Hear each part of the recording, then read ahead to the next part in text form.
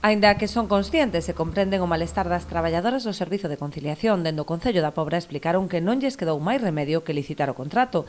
Trátase dunha obriga legal, posto que a actual normativa en materia laboral impide seguir encadeando contratos temporais dun servizo que se presta de maneira continuada.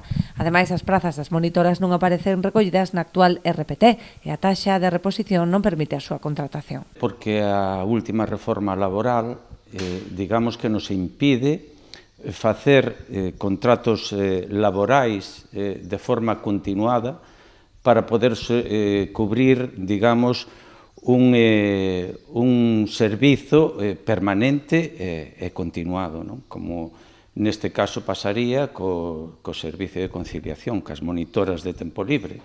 O sea, as monitoras de tempo libre teñen contratos temporais e, como decía, a partir da última reforma laboral, pois non podemos estar facendo de forma continuada eses contratos temporais.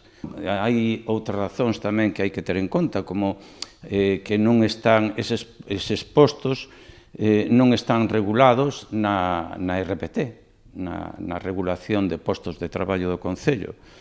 Non están aí contemplados.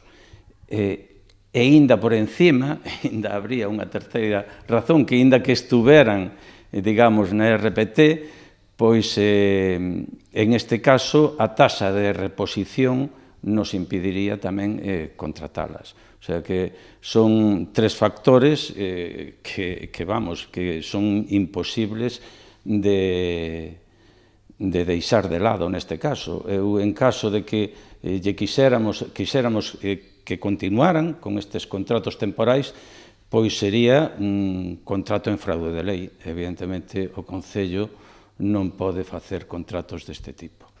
Con respecto ás acusacións de opacidade e falla de transparencia vertidas polas monitoras, o alcalde aclarou que en ningún momento houbo vontade de ocultar información. A este respecto, está prevista unha reunión para mañá mesmo na que se lle explicarán as causas que impiden a renovación do contrato. Elas solicitaron unha reunión este venres pasado, non, o anterior, o luns mismo, dixeron que non lle respondíamos, apenas si fora capaz de ver o escrito, ese mismo luns as convocamos, non, o martes as convocamos para o xoves pasado, que elas dixeron que non podían acudir, entonces, bueno, pois eu empracinas precisamente para este xoves, non? Que é cando está aquí, ademais, o xurídico, lle pode dar unha explicación máis permenorizada do que realmente pasa.